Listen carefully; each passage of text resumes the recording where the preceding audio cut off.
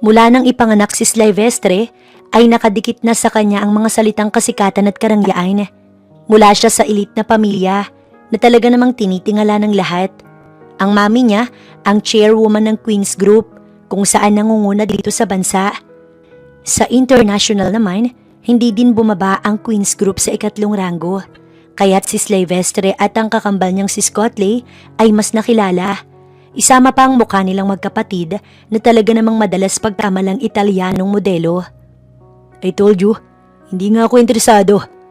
Kaagad na binaba ni Sly ang linya matapos putulin ng tawag. Hapon na noon at pauwi na si Sly sa bahay. Kinukulit na naman siguro kayo ng isa sa mga sikat na agency. Ani Koichi.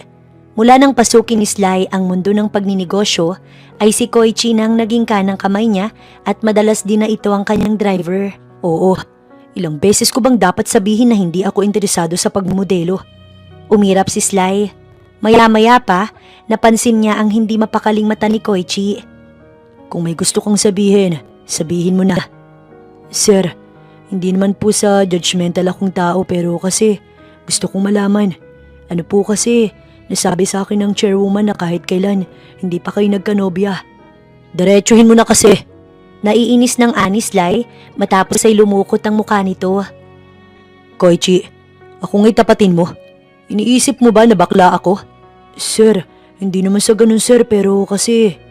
So iniisip mo nga ha? Nagpakawala si Sly ng malalim na paghinga kasabay ng hindi makapaniwalang reaksyon. Sa gwapo kong to, hindi ko naisip na sumasagi pala sa isip mo na hindi ako straight. Nakaka-disappoint ka. Alam mo maraming pumipili na magpaka-single na lang no? Kaysa naman lokohin lang. Sa panahon ngayon, napakadaling sabihin ng salitang I love you. Alam mo kung napapagod ka ng magtrabaho sa akin, sabihin mo lang, kaysa naman ginaganyan mo ko. Sir, wala pa naman akong sinasabi. Huwag po kayong overthinker. Si Koichi ay para na ding best friend kung ituring ni Sly, kaya't nakakapagbitaw ito ng mga ganyang salita. Pero hayaan niyong gamitin ko ang pagkakataong to para ipasok ang pinsan ko. Total wala naman kayong hilig sa babae kaya kahit papaano, may pagkakatiwala ko siya sa inyo. Maganda kasi yun. Alam niyo ba ang campus queen yun nung kabataan niya? So matanda na siya ngayon? Hay, masasabi ko dahil kaedad niyo siya. Oh come on, sinasabi mo bang matanda na ako? 28 to 33 is fine, but 35? Nakangiwing ani Koichi na iiling-iling pa. Sakto naman na ang pinsan ni Koichi na pinag-uusapan nila ay tumawag. Hello, Seri. Naagaw kaagad ni Koichi ang atensyon ni Sly. Meron din kasi siyang Seri na kilala, ngunit matagal naman na. Napatawag ka? Ano? Nilalakad nga kita sa boss ko eh. May trabaho ka na ba? Ano? Kasambahay ng kambal? Nababaliw ka na ba? Alam mo naman na 4th year graduate ka tapos mas ginusto mo pang magkasambahay? Hay, ewan ko sa'yo. Nakanguso si Koichi nang patayin ang linya. Bakit? Ngayon ay si Sly naman ang nakangiti. Pinagpalit ba naman ang opisina sa bahay? Baliw na yata yun. Dito mo na lang ihinto, Koichi. Mas matatagalan ka pa sa pag-uwi kung ilalayo mo pa. O sige sir, mag-iingat kayo. Bili ni Koichi na ikinatango ni Sylvestre. Dala niya noon ang itim niyang handbag papasok sa bahay nang mapansin niyang babaeng panay ang silip sa kanilang bahay. Nakasuksok noon ang kamay ni Sly sa pants niya habang hawak sa isang kamay niya ang handbag na may lamang papers. Excuse me, may kailangan ka? Napatigil si Sly nang makita ang mukha ng babae. Ito ang Seri na nasa isip niya kanina. Ang kaklase niya noong elementary na hindi siya magawang pansinin. Good afternoon sir, ako po yung magiging yaya ng kambal niyo. Matamis ng ngiting nito dahilan para mapangiwi si Sly. Kambal ko? Si Scott kaagad ang sumagi sa isip niya. Ngunit sa kabilang banda, nagtataka siya kung hindi ba siya nito kilala. Sikat siya sa mga babae. At matunog din ang pangalan niya sa school noon, kaya't napapaisip siya kung anong dahilan at bakit hindi siya nito kilala. Sige, pasok tayo. Pinagbukas siya ng gate ng mga gwardya. Ang bahay nila'y Korean design. Masyadong fan ng mga Korean novela ang mami niya, kaya't isinasabay na nito ang pagiging fangirl. Wow, ang ganda! Manghanaan ni Seri mula sa likod ni Sly. Naiilang siya. Gusto niyang magtanong ngunit tulad noon, natatakot pa din siya. May mga halaman na bonsai ang mami ni Sly. Mga batong puti naman ang disenyo sa sahig habang may mga malalaking tipak ng isang klase ng magaspang na bato. Ang bahay nila ay napapaligiran ng mga imported na puno. Sigurado, nag-i-enjoy palagi dito ang kambal kapag naglalaro. Walang kamuwang-muwang na ani Seri. Oo, mahilig tumambay si Scott sa labas lalo na kapag nagtiti. Nakangiti namang sagot ni Sly. Ti? Tanong ni Seri. Napapaisip ito kung bakit sa murang edad ng mga bata ay umiinom na ng tea. Kapag ba mayaman ganun? Bulong ni Seri sa sarili. Pasok ka, ani Sly. Sa totoo lang, hindi talaga ginusto ng mami nila na kumuha ng kasambahay. Dahil mas ginusto nito na siya mismong mag-asikaso sa kanilang magkapatid at sa kanilang daddy. Dahil 6 na taon din bago sila nabuo noon. Maraming pinagdaanan ng mami at daddy niya bago sila maging isang pamilya. At saksi si Sylvestre at Scott sa mga bagay na iyon. Ngunit dahil nasa out of town ng mom at dad nila, kaya napilitan ito na mag-hire na siyang mag-aasikaso sa kanilang magkapatid. Inanyayahan ni Sly si Seri sa mesa. Pwede ko bang makita ang documents at paper mo? Kaagad naman yung ibinigay ni Seri. Pinagmasdan ni Sly iyon at malinaw nga na ito ang Seri na kaklase niya noon. Lumipat ka pala sa Cagayan nung mag-high school? Oo, may nangyari kasi sa lupa namin. Nakapagkolehiyo ka? Bakit housemaid ang naisip mong pasukin? Actually, yun pa din po ang rason. Maiilit na ng bangko ang lupa namin. Na isang lakas iyon nung namatay ang papa ko. Kung hindi ako kukuha ng trabaho ng mabilisan, tsak na mawawala yun. Ayokong basta nalang mawala ng pinaghirapan ni papa. Ganun ba? Sapat na ba ang sahod mo dito para makabayad dun? 25,000 po ang sabi ng agency dahil makukulit daw ang kambal na anak nyo. Anak ko? Hindi makapaniwalang ani Sly. Inosente naman na tumango si Seri. Pasensya na pero yun po kasi ang nakalagay sa job description. Wala pa akong anak. Napatigil si Sly nang mapagtanto niya kung anong ibig sabihin ni Seri. Buong akala nito ay bata ang kambal na nasa job description. Hindi na lamang kumibo si Sly. Dito tayo. Ani Sly tsaka tumayo. Tanggap na po ako. Hindi naman siguro kita papapasukin dito na para lang maging kakwentuhan, hindi ba? Sungit naman ito. Bulong ni Seri habang nakatingin sa bawat paghakbang ni Sly sa hagdan. Kaya't nang huminto ito, tumama ang di katangusan niyang ilong sa likod ng binata. May sinasabi ka ba? Wala po. Sungitan niyo lang po ako. Dagdag pa nito, tsaka akmang aatras nang dumulas ang isang paa niya sa hagdan. Kaya't napilitan si Sly na abutin ng kamay ni Seri dahilan para tumama ang ulo niya sa dibdib nito. Ayos ka lang ba? Nag-aalalang ani Sly. Sa hiya na nararamdaman ni Seri ay halos itulak niya na si Sly palayo, ngunit ang lakas niya hindi sapat. Subukan mong ipagpatuloy yan. Oras na binitiwan kita.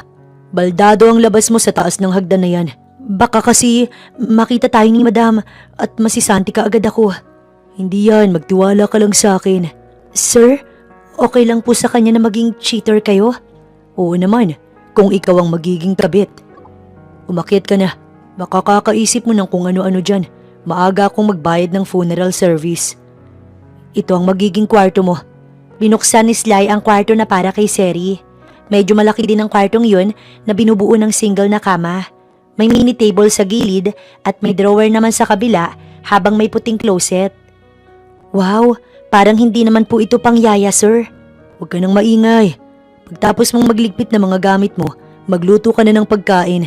Sir, yung kambal po na aalagaan ko. Matamlay na tiningnan ni Sly si Seri. Gustong-gusto niyang sabihin na naroon na sa harap niya ang isa para tumigil na ito sa kakaimahinasyon na mga bata ang aalagaan nito. Sundin mo ang sinabi ko para mas matuwa ako sa'yo. Wika ni Sly, tsaka kinabig ang pinto pasara. Napakasungit. Salamat ka na lang talaga't hindi ka pa hiniwalay ng asawa mo dahil sa kasungitan mo. Bulong ni Seri. Matapos niyang maayos sa mga gamit niya, inumpisahan niya ng gawin ang inuutos sa kanya ni Sly. Nakapamewang siya noon habang niluluto ang kaldareta. Yun lang ang laman ng ref, kaya't yun lang din ang kanyang niluto. Hindi kaya marunong magluto si Madam at halos walang laman ng ref nila? Umugong ang tinig ni Seri dahil sa katahimikan ng bahay.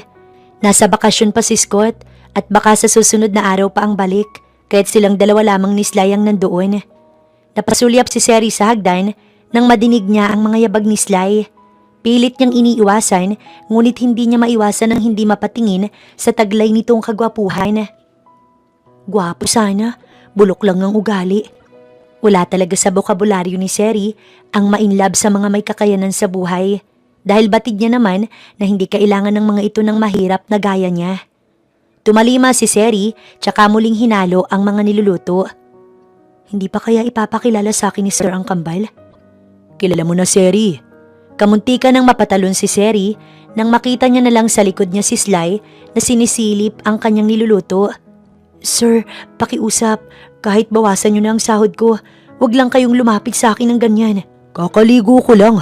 At palagay ko'y kanais-nais naman ang itsura ko. Ano't pa na yung taboy mo sa akin? Iniisip mo bang may gagawin akong hindi maganda sa'yo? Sir, hindi ganon. Iniisip ko lang ang sasabihin ng asawa ninyo. Hindi siya nag-e-exist dahil wala nga akong asawa. Ang kambal na nakalagay sa job description mo, walang iba kundi ako tang kapatid ko. Ano? Gulat na ani Seri.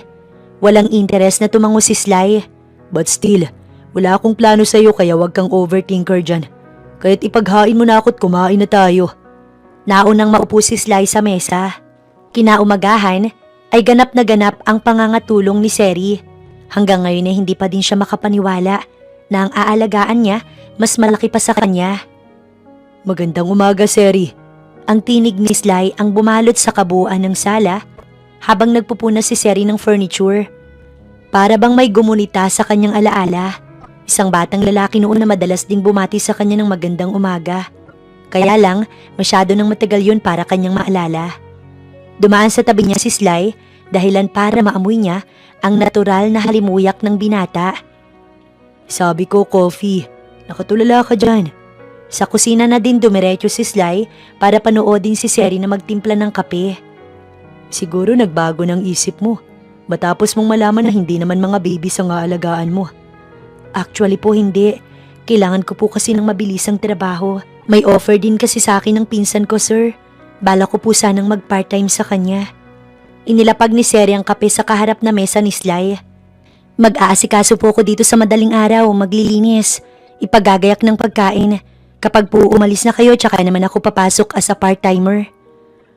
Parang gagawin mong boarding house ang bahay namin. Ganoon katalino si Sly para masundan niya kaagad ang nais mangyari ni Seri. Okay, sige. As long as hindi ka naman aalis at magagampanan mo ang trabaho mo dito. Talaga po? Kailan ba ang pasok mo sa part-time mo? Wala pa po. Kakausapin ko pa ang pinsan ko. Nakangiting ani Seri dahilan para mapako ang paningin ni Sly sa kanya. Nakangiti ang dalaga hanggang sa tumalima ito. Good morning, sir. Malawak ang pagkakangiti ni Koichi nang sunduin si Sly sa bahay. Mukhang maganda ang ngiti niyo ah. Oo, may nangyari kasi sa akin na hindi talaga inaasahan. Koichi, ikaw ba? Anong mapifeel mo kapag nakasama mo yung crush mo sa isang bahay? Ganadong nilingon ni Koichi si Sly at talagang masayang-masaya ito para sa boss niya. Sir, yung sinasabi niyo po ba na yan yung babaeng bukang bibig niyo sa akin nun? Malawak ang ngiti na ani Koichi, lalo na nang tumango si Sly. Tumingin ka sa daan. Sayang ang mga araw na dapat ay makakasama ko siya kung makahospital lang ako. Sir, di sunggaban nyo na. Palagay ko'y may damdamin din sa inyo yun eh. Talaga? Palagay mo kaya? Opo, sir. Buo talaga ang tiwala na ani Koichi kay Sly. Nahinto lamang ang pag-uusap nila nang magring ang phone ni Koichi. Mula ang tawag sa pinsan. Kamusta, Seri? Mabuti naman at maayos ang naging amo mo. Ano? Lalaki? Akala ko ba'y mga batang paslit ang aalagaan mo? Peste, hindi ka ba mamanyakin nun? Sa ganda mong yan, baka nanginginig ang laman noon ng palihim. Nakikinig lamang si Sly kay Koichi. Siguruhin mo na hindi ka mamanyakin nun ha. O siya, hihintayin kita sa office. Mag-iingat ka. Nakangiti nang bumaling si Koichi kay Sly. Sir, ayos na. Mag-a-apply na yung pinsan ko. Go on, papuntahin mo na lang siya sa office ko. Sana umalis na siya dun sa trabaho niya. Wala talaga akong tiwala eh. Kahit na hindi ko pa nakikita ang amo niya. Sigurado akong mas maganda akong lalaki dun. Maganda ba ang pinsan mo? Para ganyan ka kung mag-alala? Bumaba si Sly mula sa kotse. Palibhasa nga'y nasa building na sila. Kaagad na sumakay si Sly sa elevator paakyat hanggang sa makarating sa opisina. Sisimulan niya na sana ang pagtatrabaho nang mag-vibrate ang kanyang cellphone. Mula kay Seri ang mensahe at ayon dito, papasok na sa part-time. Napangiti si Sly. Hay, siguro. Ganito din ang pakiramdam ni Daddy nung na-inlove siya kay Mommy. Nakatingala siya sa kisame nang pumasok ang kanyang Mami Lola, ang dating chairwoman ng Queen's Group. Ang sarap makita na ganyan kakasaya, iho. Anang lola niya. Kaagad na tumayo si Sly at humalik sa pisngi ng kanyang lola. Bakit po hindi kayo nagsabi na dadating kayo? Sana'y nakapagpahandaman lang ako ng maiinom la. Wag na, sinundo ko lang ang kapatid mo. Nagkaroon daw ng problema sa lupa na pinabibili ko sa kanya sa Cagayan. May lupa po kayong pinabili kay Scott? Akala ko nagbabakasyon lang siya. Oo, pero yung kaibigan ko kasi na may-ari ng bangko, may narimatang lupa na nakasangla sa kanya. Maganda ang view at talagang magugustuhan ng mami mo. Kaya lang hindi niya alam na may nakabili na daw. Yun po ba ang pinunta niyo dito? Oo, kahit anong tago mo kasi, malalaman kung ikaw ang bumili nun. Bakit mo binili? Hindi ka mahilig bumili ng mga ganoon para sa investment mo. May tao po kasi akong pagbibigyan nun. Sly, iho, ikaw ba'y umiibig na? Po? Ako? Bakit naman po? Hindi po.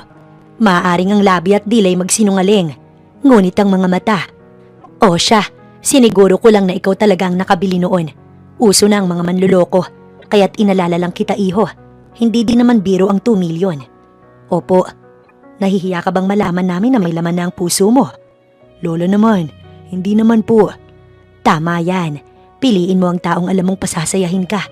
Huwag kang makinig sa mga sasabihin ng iba. Dahil sa huli, hindi din naman silang makakatulong sa iyo sa oras na malungkot ka. O siya, sige na apo. Mauuna na ako. Ihahatid ko na po kayo palabas. Hindi na, iho. Naroon naman ang driver ko. Mag-focus ka na lamang dyan, okay? Yumuko si Sly sa lola niya hanggang sa makalabas ito. Hindi pa siya nakakabalik sa upuan niya nang sumilip sa pinto si Koichi. Sir, nandito na ang pinsan ko. Sige, papasukin mo. Ang mata niya ay itinuon niya kaagad sa mga papel na nasa harap niya. Good morning, sir.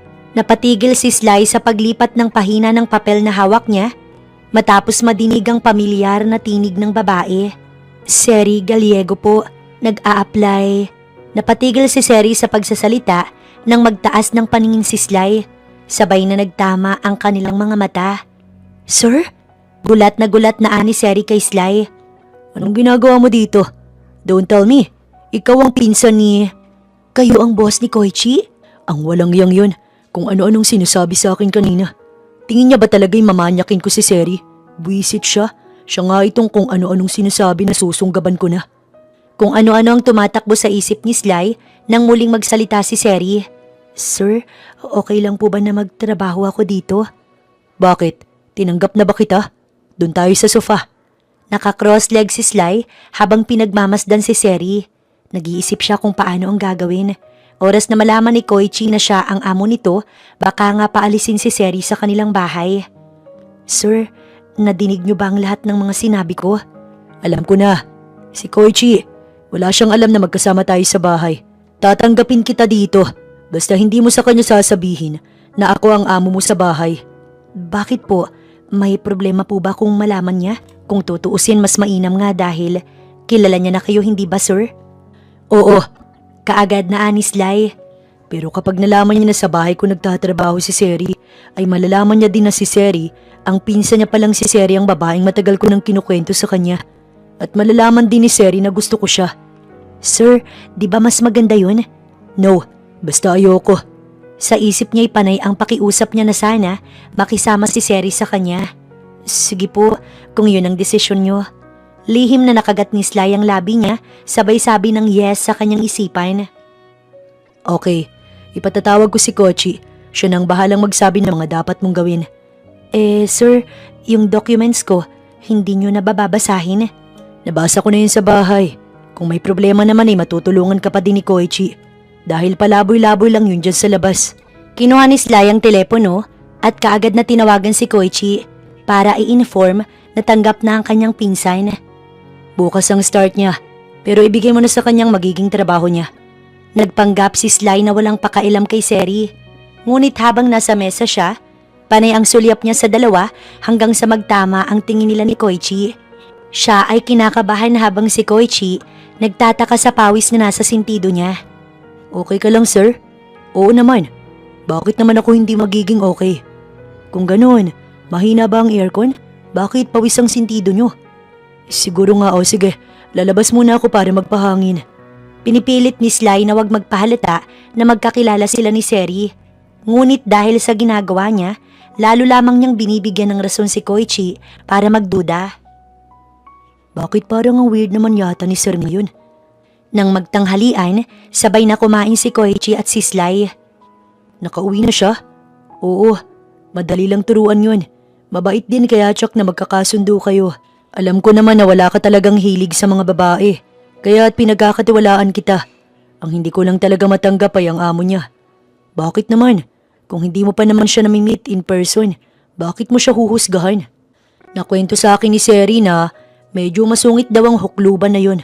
Wala daw asawa't sa edad niya. Nasisiguro kung manyakis ang taong yun. Naitikom ni Sly ang kamay niya. Kaunti na lang at talagang mauubos na ang kanyang pasensya. Pero mukha naman din daw mabait. Sadyang istrikto lang. Bawi ni Koichi. See, mahirap talagang magbase sa kung ano lang ang nakikita natin, no? Hindi ko pa nga siya nakikita. Palagay ko'y pinagtatakpan lang siya ni Seri. Oras na malaman ko, akong gugulpi sa taong yun. Ang madilim na mata ni Sly tumama sa mata ni Koichi. Sigurado ka? Boss, bakit naman ganyan kang makatingin? Hindi naman ikaw ang sinasabihan ko. Ayoko na, nawala na ako ng gana. Ani Sly tsaka siya tumayo. Habang si Seri naman, tuwang-tuwa nang tumawag sa kanyang mama. Sigurado po ako na makakabayad tayo bago pa ilitin iyon ng bangko. Sana nga anak, ako may umi-extra dito para kahit papaano makatulong ako sa iyo. Nay, itago nyo na lang po yan. Ilaan nyo sa sarili nyo. Masyado na po kayong madaming sakripisyo sa akin para pahirapan pa. Ako na pong bahala, okay? Sa halip na sumagot, tumango na lamang ang ina ni Seri sa kanilang video call. Hanggang sa madinig ni Seri ang lagitik ng pintuan. Nay, sandali lang po. Kabadong ani Seri. Malaki ang bahay at mula nang dumating siya mula kay Sly kanina ay hindi pa siya lumalabas kaya't patay pa ang mga ilaw. Ang usapan din nila ni Sly kanina ay alas 8 na itong makakauwi kaya batid niyang hindi pa si Sly yun. Pagkapatay ni Seri ng tawag, kaagad siyang lumabas ng kwarto. Ngunit maingat at hindi gumagawa ng ingay. May magnanakaw. Bulong na niya sa sarili. Nakataas ang sakong niya habang humahakbang. Ang mga yabag ng mataas na tao ang nakita niya. At base sa figura nito, nakakap at nakasweater ang lalaki. Walang laman ng ref? Hay, nakakainis. Anang tinig ng lalaki na nasa kusina. Bakit sa ref siya dumiretso? Gutom na gutom ba siya? Bulong na naman ni Seri sa sarili. Sakto ah. Walang tao kaya walang pagkain. Come on ma'am, umuwi ka na. Ulila siya? Lumunok si Seri at kaagad na dinampot ang walis tambu sa gilid. Sa wakas, matagumpay niyang narating ang kusina hanggang sa makalapit siya. Ngunit kasabay noon ang pagharap din ng lalaki, kaya't napasigaw ito sa pag-aakala na multo si Seri. Kasabay ng pagdaing niya matapos hampasin ni Seri ng walis tambo ang kanyang ulo. Magnanakaw! Magnanakaw! Nakapikit na ani Seri habang sige pa din ang paghampas. Aray! Aray naman! Sino ka ba? Bakit ka nananakit? Pagmulat ni Seri, bukas na ang ilaw ng kusina at tuluyan niya ding nakita ang mukha ng lalaki. Nakakap nga ito't naka-jacket. Sir Slyvestre? Kilala mo si Sly? Nakasimangot na anang lalaki habang hawak ang ulo. Sino ka ba? Tanong ng kakambal ni Sly na si Scott. Teka, ikaw ang kambal niya? Oo, girlfriend ka ba niya, Seri? Kilala mo ko? Siyempre, paanong hindi kita makikilala? Die hard. Napawi ang ngiti sa labi ni Scott nang makinikinita niya sa alaala niya ang nakakatakot na mukha ni Sly oras na madulas siya. Kasi aray ko masakit. Pagkukunwari na lang na ani Scott. Bakit kasi hindi ka nagbukas ng ilaw? Bahay mo naman to. Para bang napakalapit ng loob niya kay Scott kahit na ngayon pa lang sila nagkita. Siguro'y nakatulong din ang malapit nilang edad. Ako pa sinisisi mo. Ikaw nga tong basta na lamang nang hahampas dyan. Seri, gaano ka nakatagal na nandito? Mag-aapat na araw na. Si Sly ba walang sinasabi sa'yo? Maliban sa pagpapatimpla ng kapit mga utos, wala naman. Bakit? Ani Seri habang mariin na pinagmamasdan ng mukha ni Scott. Bakit ka ganyang makatingin sa akin? Wala lang, iisa kasi ang hulma ng mukha niyo ni Sir Sly. Humahanga si Seri habang tutok na tutok sa mukha ni Scott nang bumukas ang pinto kung saan naroon si Sly. Kapapasok lang at nakatanaw sa kanilang dalawa. What's going on? Tanong nito habang nakatingin kay Scott. Napatayo si Scott sa pag-aalala. Wala siyang masyadong alam kay Sly dahil madalas itong tahimik. Kaya't nag-aalala siya na baka ito'y magselos. Yun pa naman ang pinaka-iniiwasan niya. Ayaw niyang maging rason ng isang babae para masira ang pagiging magkapatid nila. Nahihiya din na tumayo si Seri. Magluluto na ako ng hapunan. Anong nangyari dyan? Tanong ni Sly sa ulo ni Scott na may benda. Kinuwento ni Scott ang nangyari. Hay, bakit nga kasi hindi ka nagbukas ng ilaw? Patingin nga. Inalis ni Sly ang bandage at nakita niyang bukol ni Scott. Tingnan mo nga ang inabot mo. Panay kakalukuhan. Walang ano-ano nang yakapin ni Scott si Sly. Bakit? Nagtataka na ani Sly at akmang aalis sa pagkakayakap ng kapatid, ngunit mas hinigpitan lang ni Scott ang yakap dito. Gusto ko lang, naisip ko na masyadong mabilis ang panahon. 6 na taon lang tayo nung nagkakilala tayo. Walang nakakaalam kung anong dinanas nating dalawa. But still, I have no regrets na ikaw ang naging kapatid ko. Bakit ba ang drama mo ngayon? Nakangiting ani Sly. Wala lang. Alam ko sa katagalan magkakaroon ka ng sariling pamilya. At dadating sa punto na hindi ko na magagawa to dahil may anak at asawa ka na. Teka, ikaw ba wala kang balak mag-asawa, Scott? Ang dami mong sakripisyo sa akin kaya gusto kong masuklian yun, Sly. I'm not asking for an exchange. Kung sakali na makita kitang maayos, masaya na din ako, Scott, kaya wag kang hangal. Si Seri, siya ba yung babae mo nung elementary tayo? Napangiwi si Sly at kaagad na tinakpan ng bibig ng kapatid. Alam mo, chismoso ka din eh. Paano mo namang nalaman ng mga bagay na yan? Ngumisi si Scott. Hindi lang ikaw ang may matatenga, tandaan mo yan. Nasabi na din sa akin ni Lola na ikaw ang bumili ng lupa doon sa Cagayan. Tumango si Sly. Malapit nang mailit ng bangko ang lupa na tinitirahan nila. Kaya't napilitan akong bilhin yon. Yun din kasi ang rason, kaya siya napunta dito sa Manila. Ganun ba? Hindi ba't nag-transfer siya noon sa ibang school? Baka yun din mismo ang rason kaya bigla siyang nawala. Hay, naantala tuloy yung dapat na love story nyo. Talagang deads na deads ka kay Seri, no? Isipin mo, hindi ka bumibili ng brief hanggat hindi beko ng garter. Pero naglabas ka ng milyones para sa kanya. Manahimik ka nga. Naputol ang kanilang pag-uusap nang lumapit si Seri sa kanila. Luto na po ang hapunan, ani Seri. Kaysa pag-antayin ay mas minabuti na ng dalawa na sumunod. Halika na, Seri. Sumabay ka na sa amin. Anyaya ni Scott, tsaka makahulugang tinignan si Sly. Hindi umiimik ang kapatid dahil yun din naman ang gagawin ni Sly kung hindi nagyaya si Scott. Baka sa susunod na linggo nandito na sila, Mami. Ibig sabihin ay aalis na din noon si Seri. Wika ni Sly na hindi nagtatapon ng tingin sa dalaga. Hindi ko alam. Malay natin, hindi ba? Matapos ng hapunan, umakyat si Sly sa kwarto niya para mag-half bath. Nakatanggap siya ng email sa tao na inutusan niyang bumili ng lupa para kay Seri. Ayon sa mensahe, kulang na kulang ang dapat na budget na pambili ng lupa. Ngunit may hindi kilala na nagbid sa lupa ng triple sa inaasahang halaga ni Sly. Matapos ay ibinenta iyon sa kanila ng ganoon kamura. Sino siya? Tanong ni Sly. Naghihinala siya, ngunit hindi niya na iyon inisip. Mula sa bintana ng kanyang kwarto, nakita niya si Seri na naglalakad-lakad kaya nakangiti siyang bumaba. Nakaputing t-shirt lang si Sly. Suot ang salamin sa mata nang lapitan niya si Seri. Malamig na. Bakit narito ka pa? Walang espesyal. Iniisip ko lang yung lupa. Kapag kasi nakabalik ng magulang mo sigurado, aalis na rin ako dito sa bahay at mangungupahan. Pakiramdam ko, mas mahihirapan akong mag-ipon kapag nagkaganon. Hindi pa naman sure yun. Huwag mo munang isipin. Naninibago ko sa'yo. Kinakabahan tuloy ako. Baka mamaya, alam mo nang parating sila kaya ganyan kakabait sa akin. Kung pautangin kita ng pangtubos sa bahay. Tinitigan lamang ni Seri si Sly sa kanyang mga mata at tinansya kung totoo bang seryoso ito sa kanyang mga sinasabi. Bakit mo gagawin ang bagay na yun para sa akin? Para hindi ka makaalis ka agad. Gustong-gusto mo talagang nakikita akong nahihirapan, no? Ganun ba ang dulot ko sa'yo? Napatahimik si Seri para siyang nagilty. Sineryoso ni Sly ang kanyang biro. Biro lang naman yun. Pues ako hindi. Seryoso ko sa lahat ng sinasabi ko ngayon lang. Napakurap si Seri sa pagbabago ng tinig ni Sly. Wala ka bang natatandaan sa tuwing nakikita mo ko? Nung elementary ka, wala ka bang natatandaan? Pagmasdan mo ko. Ako yung batang palaging bumabati sa umaga. Yung palaging nagpapapansin sa... Hindi na ituloy ni Sly ang kanyang mga sinasabi nang magtatakbo si Seri palayo sa kanya. Seri, what's wrong? Patuloy sa pagkatok si Sly sa kwarto ni Seri. Ngunit nakasandal lamang ito doon. Matulog ka na. Good night, Sir Sly.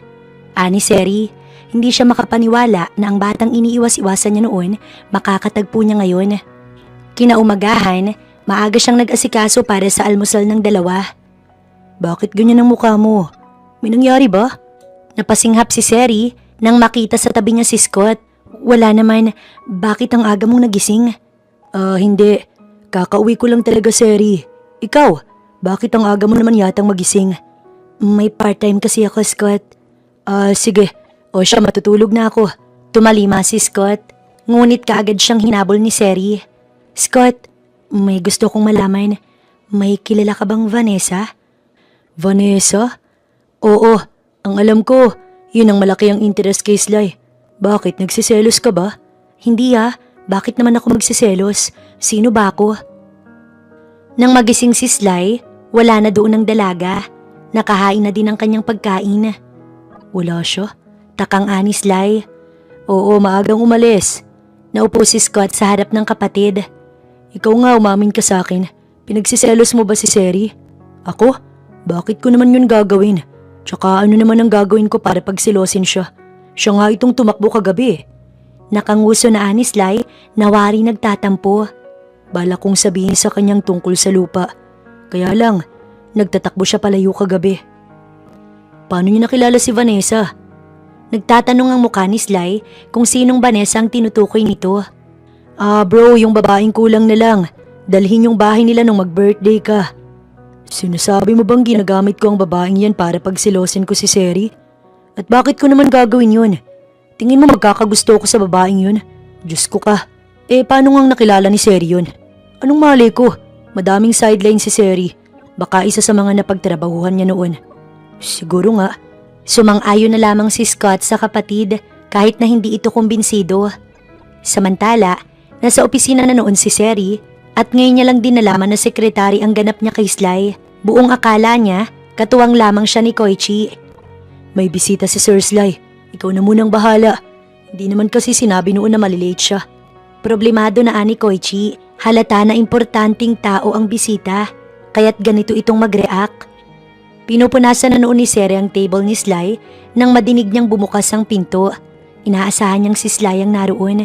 Ngunit nagulat siya nang makita ang mukha ng babae. Babae na kilala niya.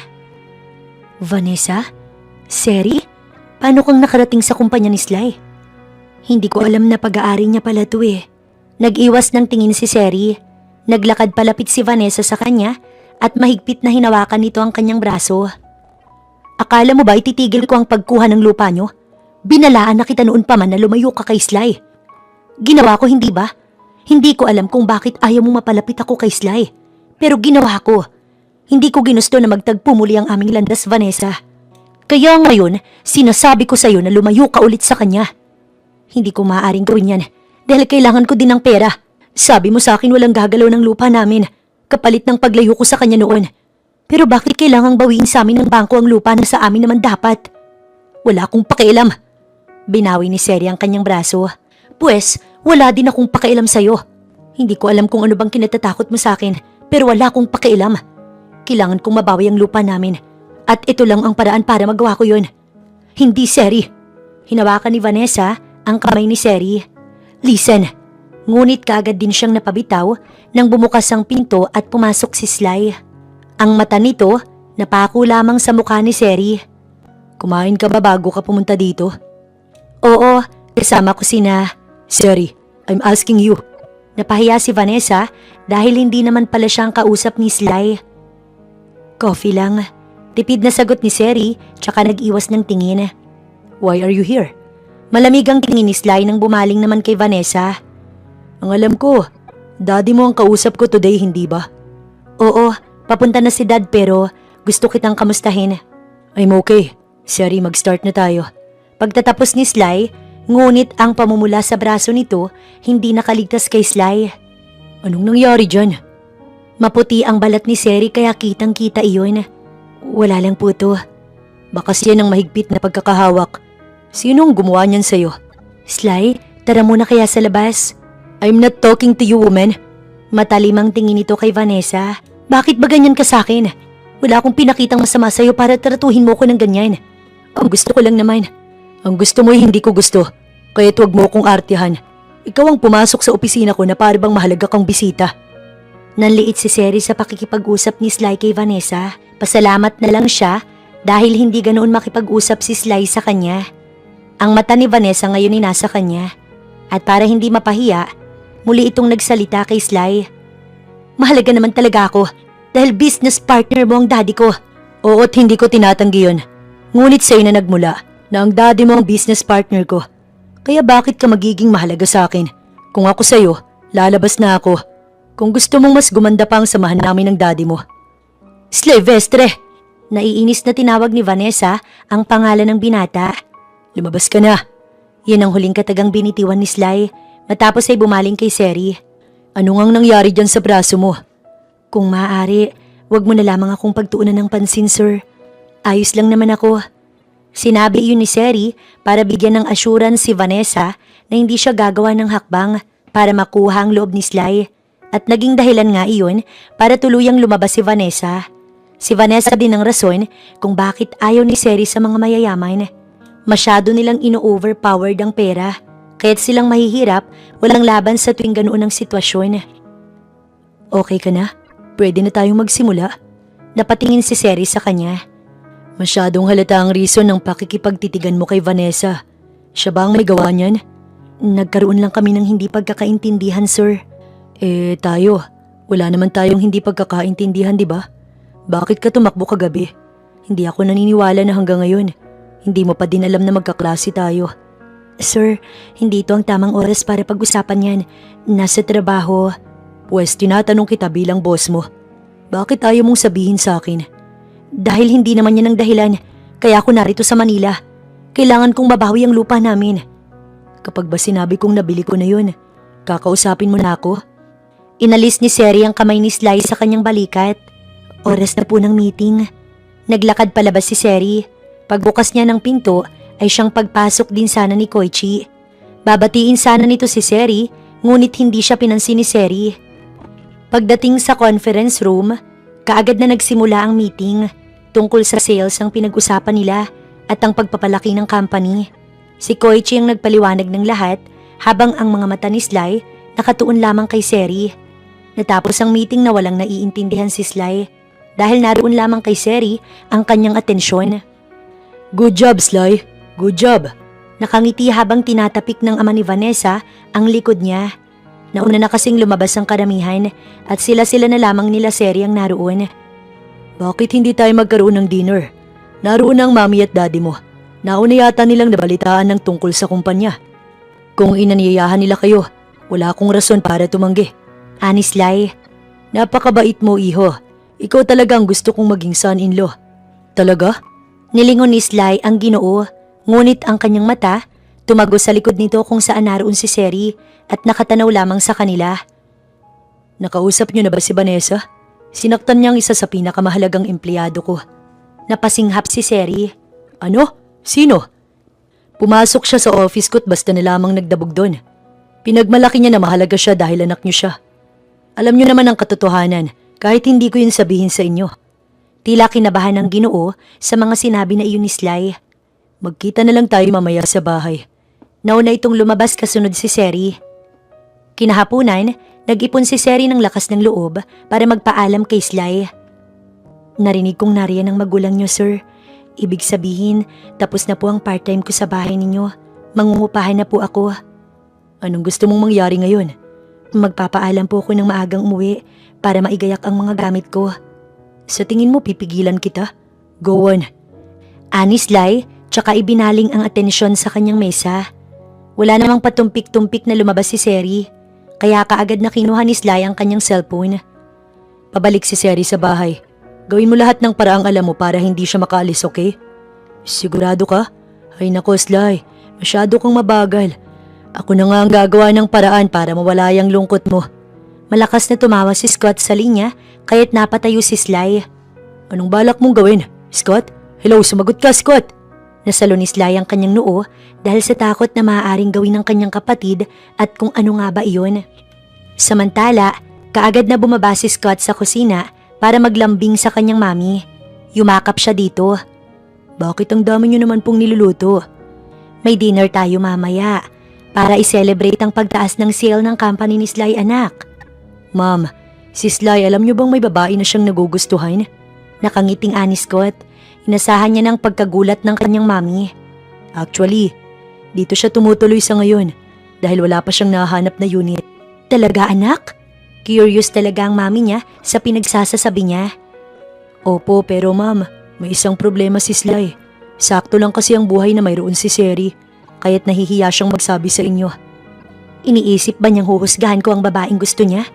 Nag-aalalang anang mami ni Scott habang palihim na nakangisi at tumatango si Scott. Ano kayang pwede nating gawin para kay Sly? Di mag-isip tayo ng way para hindi na siya malungkot. Lahat talaga'y umaayon sa plano ng tusong si Scottley. Ang katotohanan na hindi naman talaga ang mami nilang nag-post tungkol sa paghahanap nila ng part-timer, kundi si Scott ay umaayon pa din sa kanyang plano. Mula sa paghahanap ni Scott kay Kochi bilang personal assistant ng kanyang kapatid upang maging tulay sa muling pagtatagpo nila ni Seri.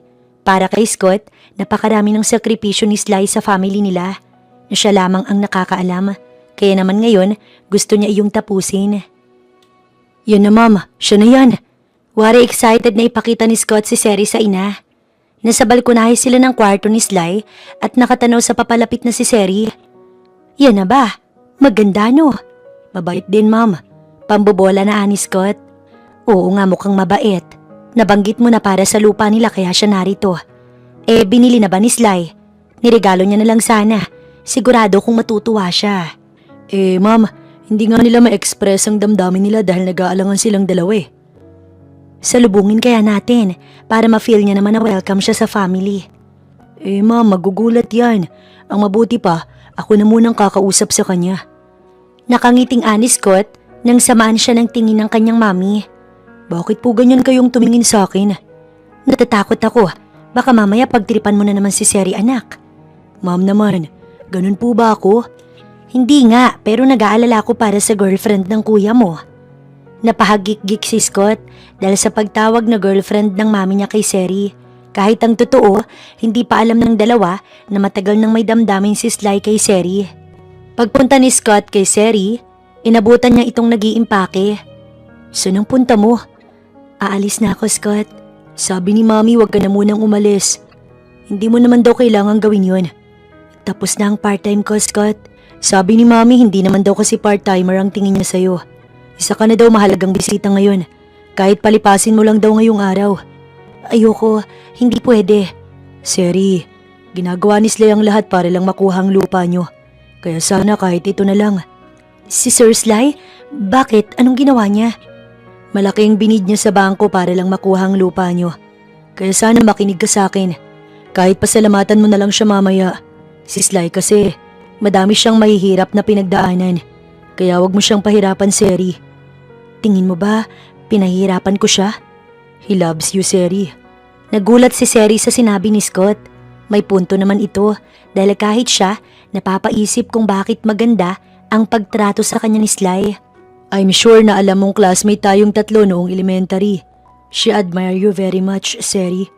Nang wala ka nun sa school, doon na nagsimulang mahirapan si Sly. Sobrang saya niya sa tuwing nakikita ka niya. Nakakatakot na mapabilang sa pamilya niyo, Scott. Hindi sa nag-a-advance ako pero... Seri, iha! Nakangiti ang ina ni Scott nang pumasok, kaya't hindi na ituloy ni Seri ang sinasabi niya dahil din sa gulat dahil kilala siya ng ginang. Oh, nandiyan na si Mami. Siya na munang bahala sa'yo. Tumayo si Seri, tsaka bumati sa Mami ni Scott. Magandang araw po, Ma'am. Naku, wag nang mamang itawag mo sa akin. Kahit tita na lang. Naupo ang ginang sa tabi ni Seri. Sumabay ka sa amin mamaya ng hapunan para makilala mo din ang daddy ni Sly. No more pero sige na ha. Huwag ka munang umalis ng bahay, okay? Hindi na malaman ni Seri kung anong idadahilan niya. Dahil tsak na hindi din naman talaga siya papayagan. Anong ginagawa mo? Nakasimangot na ani Sly habang nakatingin kay Vanessa. Pasado 5:00 na noon ng hapon at oras na para umuwi. Nasabi na din ni Sly kay Koichi na gamitin na nito ang kotse ng kumpanya dahil siya munang magdadrive ng kotse pa uwi dahil sa dinner. Kanina pa nakabantay si Vanessa sa opisina niya at panay pa ang pa-cute. Nag-aantay ako sa'yo, Sly. Parang kinikilig na ani Vanessa. Sobrang bait ni tita dahil inanyayahan niya pa kami na mag-dinner sa bahay ninyo. Feeling ko, gusto niya ako para sa'yo. Vanessa, paanong lumilipad ang mga walang kwentang bagay na yan sa isip mo? Sly naman eh, tara na. Magiliw na ani Vanessa. Umakyabit pa ito sa kanyang braso. Hindi ka ba nahihiya sa mga pinagagagawa mo? May kotse kayo, hindi ba? Bakit sa akin ka pa sasabay? Para hindi awkward kay daddy pagdating doon. Umirap si Vanessa. Gusto kong magpakatotoo sa'yo. Alam mo bang kahit anong gawin mo, hindi mapapasayo ang puso ko? In short, hindi kita magugustuhan kahit anong pagpapapansin mo. Sly? Si Seri ba? Oo. Siya ang gusto ko't wala akong pakailam kahit pasabihin mong malayo ang estado niyo sa buhay. Kahit paanong sabihin mo. Sly, wala kang magagawa. Oras na ako ang mapili ng magulang mo. Malaki ang naitulong ni daddy sa company ninyo. Sa halip na matakot, natuwa ng malakas si Sly. Hindi kaya? Alam mo kahit wala ang daddy mo, kayang mag-work ng company ko. Bakit hindi natin antayin kung ano talagang mangyayari mamaya? Pagdating sa bahay, inabutan nila na masayang nagkukwentuhan ng daddy ni Sly at Vanessa. Tignan mo kung gaano magkasundo ang magulang natin. Sly, magandang simula hindi ba? Wala akong pakialam sa'yo, Vanessa. Hey, bakit ganyan kahaba ang uso mo? Biro na ani Scott matapos ay lumapit sa tenga ng kapatid para bumulong. Nandun sa kwarto ang prinsesa mo. Walang galos at masaya. Thanks din. Ani Sly, tsaka nanguna. Sly, sandali lang. Akmang hahabulin ni Vanessa si Sly, ngunit kaagad na humarang si Scott. Ako ba ayaw mong makasama? Tara, maglakad-lakad tayo. Ngising-ngisi si Scott. Walang nagawa si Vanessa, kundi ang sumunod na lamang. Hindi pa naman magsisimula ang dinner. Vanessa, ikaw ba kaya mong gawin ang lahat para sa taong mahal mo? Oo naman. Kahit pa kalayaan niya? Hindi ko kayang ibigay. Si Sly ang gusto ko't wala ng iba. Kaya ka nagbid ng ganoon kamahal para sa lupa nila Seri? Ani Scott habang nakatingin sa kalangitan. Nagulat din si Vanessa tungkol sa bagay na iyon. Nagtataka ka kung paano kong nalaman. Walang maitatago sa akin, Vanessa. Ginawa mong pang-blackmail ang lupa kay Seri. Kapag nalaman ni Sly yun, sigurado ko na lalo kanyang aayawan. Scott, please. Wala naman talaga akong balak sabihin sa kanya. Ayoko nang madagdagan pa ang mga pasakit ng kapatid ko. Kaya naman nakikiusap ako sa'yo. Tigilan mo na ang kakabuntot sa kanya. Hindi ko maaaring gawin yon. Mahal ko si Sly. Mahal mo siya dahil sa itsura at kasikatan. Pero hindi mo siya mahal dahil sa pagiging Slyvester niya. Huwag mong hintayin na ako ang kumilos, Vanessa, para lang mawala ka sa landas niya. I can risk my all para sa kapatid ko. Hindi na naging maganda ang karanasan niya noong bata kami. Kaya't ayoko nang maranasan niya yun ulit. Tumalima si Scott tsaka bumalik sa loob ng bahay. Habang si Sly at Seri naman ay nasa kwarto. Nagstay ako dahil sa pakiusap ng mami at kapatid mo. Nabanggit sa akin ni Scott ang tungkol sa lupa. Maraming salamat pero babayaran ko yun sa'yo. Magtatrabaho ka pa din sa kumpanya ko? Hindi ka naman aalis, di ba? Gusto ka ni Vanessa. Bakit ba hindi mo nalang ilaan sa kanya? Gusto din naman kita. Bakit hindi mo din ako hayaan? Dahil ayoko sa inyong mayayaman. Masaya ka na? Kaya kong iwan ang buhay ko ngayon kung yan ang gusto mo. Baliw ka ba? Bakit mo gagawin yun? Dahil nga gusto kita. Mahal kita. Hindi ko din alam kung bakit. Nung bata ako, ikaw ang nagustuhan ko. Kala ko makakalimutan ko pero habang tumatagal, lalo kitang namimiss. Lalo kitang hinahanap. Nabaliw ako lalo nang makita kita. Napatigil si Seri dahil sa mga sinabi ni Sly. Ngayong alam mo na, iiwan mo pa din ba ako? Katukin mo na, Mami. Ani Scott sa ina nang susunduin na dapat nilang dalawa. Ngunit nadidinig naman nila ang malalim na pag-uusap ng mga ito. Paano? Nag-argue pa yata sila. Eto naman kasing si Seri. Ano bang ayaw niya sa anak ko? Gwapo naman si Sly. Matalino top students din naman mula ng elementary. Ma'am, correction. Mainitin ang ulo ni Sly. Kaya kahit alam ko ang tamang sagot, minamali ko. Para lang siyang maging top student. Wag mo nang balikan yon. Ang mahalaga naman ay magkasundo kayo, anak. Ikaw na ang kumatok. Pag-iiba ng topic ng mami ni Scott, naghihilahan pa silang mag-ina nang bumukas ang pinto at lumabas mula sa kwarto si Seri, kasunod si Sly. Mom, why are you here? Anak, magdi-dinner na. Nandiyan na ang lola mo Kayo na lang ng girlfriend mo ang kulang. Girlfriend? Sabay na tanong ni Sly at Seri sa ginang habang ang ginang naman, tinuro si Scott na wari dito nagmula lahat. Tara na, baka lumamig ang soup. Sisipol-sipol na ni Scott habang pababa ng hagdan. Anong soup? Wala naman akong nilutong soup, Scott. Kaagad na sinundan ng ginang si Scott sa ibaba. Pagdating sa hapag ay katabi na ng lola ni Scott kaya't wala na silang magagawa pa. Tahimik na naupo si Sly at Seri habang kaharap ang buong rewis. Ang matamis ng ngiti ni Vanessa dahan-dahang nawala. I'm so grateful na kasama pa kami ng anak ko sa dinner na to. Kasama din pala si Miss Secretary. Anang ama ni Vanessa kaya kahit papaano nawala ang pag-aalala kay Vanessa. She's not just a secretary. She's part of our family. Anang lola ng kambal. Napangiti si Scott. Sukol na si Serit boto na ang buong rewis dito. Kaya't wala na siyang choice. Liban na lang kung ayaw niya talaga kay Sly. Lahat ng mga bagay na yan ay tumatakbo sa isip ni Scott. Isa siyang negosyante na hindi saklaw ang ating bansa. Kaya lahat ng mga nangyayari ay kanyang planado. Tulad na lamang ng pagsang-ayon sa kanya ng kanyang lola. Kailangan na mag-quit ni Sly sa pagiging workaholic at para mangyari yon, kailangang dumating ng babaeng matagal na nitong hinahangad. Nobya ni Sylvestre ang dalagang kasama natin ngayon. Kaya't inaasahan na makakatanggap siya ng kaunting paggalang mula sa mga empleyado mo, Sly. Anang lola nila. Ngumisi si Scott. Hindi maaaring umimik kaagad si Seri dahil baka masira niyang momentum ng lola ni Sly. Ito pa naman ang pinakamakapangyarihan sa rewis. Ngunit akala ko, nagkakamabutihan si Sly at ang anak ko. Anang ama ni Vanessa. Yun din ang alam ko, kaya't labis kong kinabigla ang mga nangyari. Anang daddy ni Sly. Umpisa pa lang po'y wala nang namamagitan sa amin ni Vanessa, Dad. At yun po ang totoo. Nag-uusap po kami dahil parte pa din yun ng negosyo. Paglilinaw ni Sly, habang si Seri naman, walang kibo dahil wala talaga siyang naiintindihan.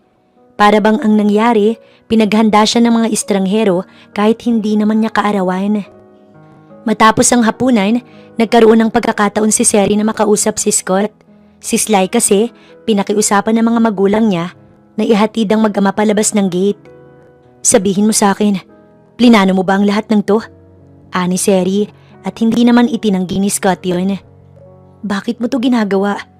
Sabihin na lang natin ako ang nagsilbing kupido mo. Gusto mo si Sly noon pa. Alam ko yun. Sadyang hindi mo lang siya nakilala nung una dahil mas gumawa po siya. Paano mo namang nasabi yun? Dahil wala akong hindi alam, Seri. Ako ang genie na nag-e-exist sa mundo. Anyway, nagpadala ng tulong si Mamila sa Cagayan. Iisang mumunting handog para sa nanay mo at sa kapatid mo.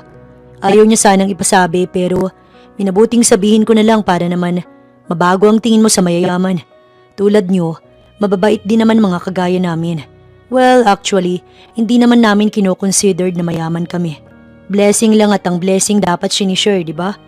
Tinapik ni Scott ang balikat ni Seri. O siya, pasok na ako. Papunta na dito si Bossing.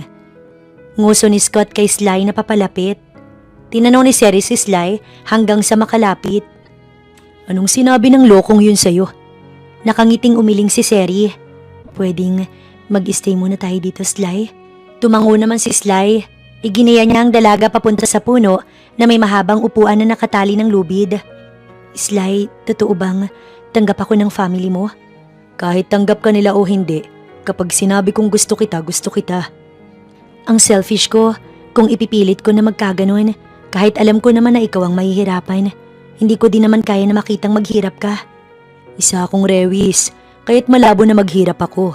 Bigyan mo ko ng 100, kaya kong gawing 10,000 yan. O higit pa, ganun ako kagaling. Ngumiti si Seri. Para akong nanalo sa loto, isang anak mayaman ang patay na patay sa akin. At ang buong angkan niya, gustong gusto ko. Natatakot ako na matawag na gold digger. Pero paano nga kung ganun? Nilingon ni Sly si Seri, ngunit naputo lang pag-uusap nila nang lumabas ang mami ni Sly. May dala itong blanket at mainit na tea. Malamig na ang gabi, baka sipunin kayo. Maya-maya'y pumasok na kayo. Thanks mom, ani Sly. Inaantay niya hanggang sa makalayo ito sa kanila. So, what do you mean ganun? Limasin ko ang kayamanan mo. Paano kung pera mo lang pala talaga ang habol ko? Eh di gagawa ko ng mas marami para hindi ka umalis. Kunin mo lang ang gusto mo dahil in the first place, ako naman ang may gusto sa'yo. Isa pa'y hindi naman ako maniniwala na ganoon ka. Di sana noon pa lang, nag-take advantage ka na sa akin. Sylvestre, paano ka bang nagkagusto sa akin? Panay kasi ang pagpapapansin mo sa akin nung bata tayo. Ako? Parang hindi naman. Mayaman kayong lahat sa school. Habang ako'y mahirap lang kaya wala akong kaibigan, hindi ako lumalapit sa inyo. Yun nga, yun mismong ginawa mo kaya mo ko nabihag. Sa lahat ng nandun, ikaw lang ang hindi lumalapit sa akin. Napukaw mo ang atensyon ko. Iniisip ko, gwapo ko, matalino, mayaman. Bakit ayaw sa akin ng babaeng to? Natawa si Seri, sabay silang tumingin sa kalangitan. Kamusta kaya ang nanay ko? I'm sure, nasa maayos na siyang kalagayan. Sabay na nagtama ang kanilang mga mata nang maglingon sila sa isa't isa. Anong tingin yan? Ani Seri. I wanna kiss you right now, Seri. Masyado bang mabilis? Ani Sly, ngunit nagulat siya nang makita niya na lang nakakaunti na lang ang espasyo ng pagitan ng mukha nilang dalawa matapos lumapit ni Seri sa kanya. Isipin mong ito pa lang ang kaya kong ibigay sa ngayon, Sly. Ani Seri, tsaka marahan na hinagkan ang labi ni Sly. Ang pagdampi lamang na plano ni Seri ay mas tumagal nang hapitin ni Sly ang bewang niya palapit sa sariling katawan ni Sly. Hindi siya makahinga dahil sa mga sunggab ni Sly. My gosh, they're kissing anak. Kinikilig na anang mami ni Scott. Naroon na naman silang mag-ina sa balkonahin ng kwarto ni Sly. Siyempre ma'am, ngayon ang kasarapan. May loving-loving. Malamig ang hangin. Maganda ang kalangitan. Eh ikaw, anong balak mo? Wala po. Balak kong pumunta ng Paris. May kailangan akong asikasuhin doon. Ayaw mo din mag-girlfriend? Hindi ko po masasabi pero malay natin di ba ma'am? Ay nako, itigil nyo na ngang mag-inang paninilip dyan. Saway sa kanila ng ama na si Van. Moment ni Sly yan, kaya tara na sa labas. Dahil nakita na din nilang tumayo sina Sly at Seri, kaya't minabuti na nilang umalis sa balkonahe.